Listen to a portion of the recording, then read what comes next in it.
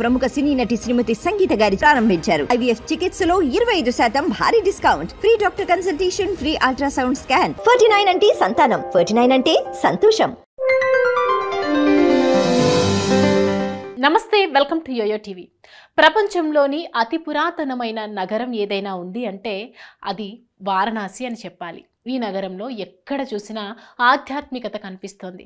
కేవలం హిందువులు మాత్రమే నడయాడే నగరం. ఈ ప్రదేశం భౌగోళికంగా కూడా అద్భుతంగా ఉంటుంది. ఈ నగరంలో దేవత లేని దేవాలయం లేదు. అయితే ఇన్ని దేవాలయాల్లోకి ఒక దేవాలయం వెరీ స్పెషల్. ఇక్కడ విశ్వేశ్వరుడు లేడు, అన్నపూర్ణమ్మ లేదు. అయినా సరే ఈ ఆలయాన్ని ప్రతి భారతీయుడు దర్శించాల్సిందే. భారతీయులందరూ లేచి నిలబడి నమస్కరించేలా దేదీప్యమానంగా ప్రకాశిస్తోంది ఆలయంలోని దేవత. వారణాసిలోని ఆ దేవాలయం ఏంటి, ఎక్కడ ఉంది, ఆ ఆలయ ప్రత్యేకతలు ఏంటి అనేది ఈ స్టోరీలో తెలుసుకుందాం.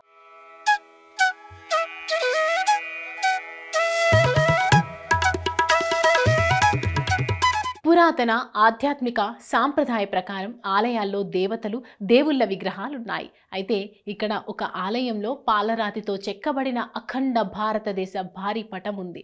ఈ ఆలయం భారతమాతకు అంకితం చేయబడింది. ప్రపంచంలోనే ఈ రకమైన ఏకైక ఆలయం ఇది. దేశభక్తిని పెంచే దేవాలయం అంటే ప్రపంచం మొత్తం మీద దేశభక్తిని చాటే ఏకైక దేవాలయం ఇదే.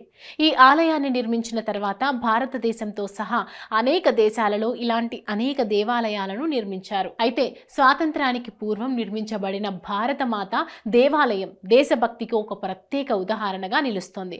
మహాత్మా గాంధీ కాశీ విద్యాపీఠం క్యాంపస్లోని ఈ ఆలయాన్ని పారిశ్రామికవేత్త, స్వాతంత్ర సమరయోధుడు బాబు శివప్రసాద్ గుప్తా, ప్రధాన వాస్తుశిల్పి దుర్గా ప్రసాద్ ఖత్రి ఆధ్వర్యంలో నిర్మించారు.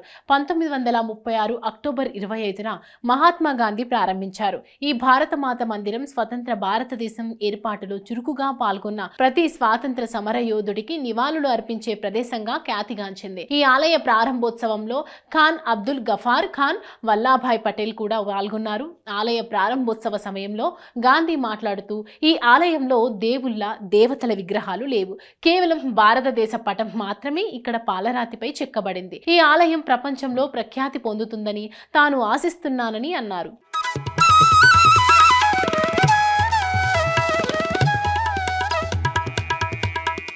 ఇది అందరికీ వేదిక.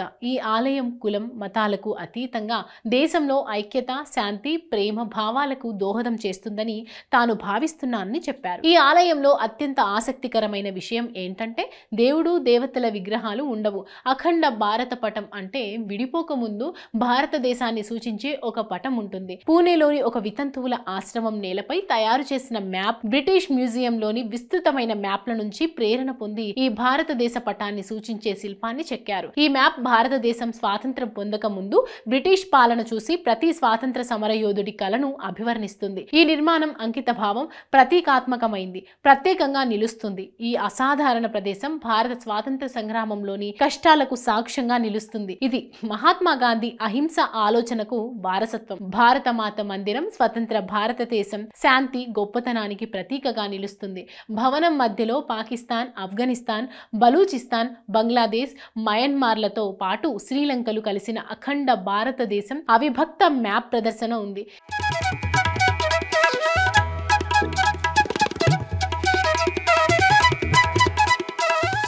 ఈ మ్యాప్లో సుమారు 450 పర్వత శిఖరాలు, నీటి వనరులు, విస్తారమైన మైదానాలు, పీఠ భూములు పాలరాయితో చెక్కబడి ఉన్నాయి. దీనిలో గుర్తించబడిన భూగర్భ నిర్మాణాల లోతు స్థాయి ఉన్నాయి. ల్యాండ్ మార్కుల శిఖరం ఎవరెస్ట్ శిఖరాలు, K2 గ్రేట్ వాల్ ఆఫ్ చైనాను వర్ణిస్తుంది.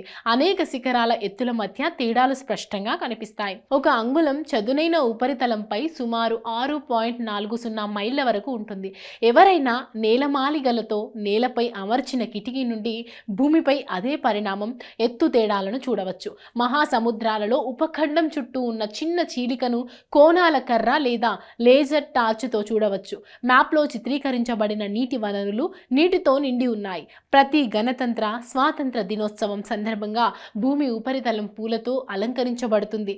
20వ శతాబ్దపు జాతీయ హిందీ కవయిత్రి మైథిలి శరణ్ గుప్తా భారత్ మాతా మందిర్ ప్రారంభోత్సవంపై ఒక కవితను రచించారు. ఇది భవనం లోపల బోర్డుపై ప్రదర్శనకు ఉంచారు.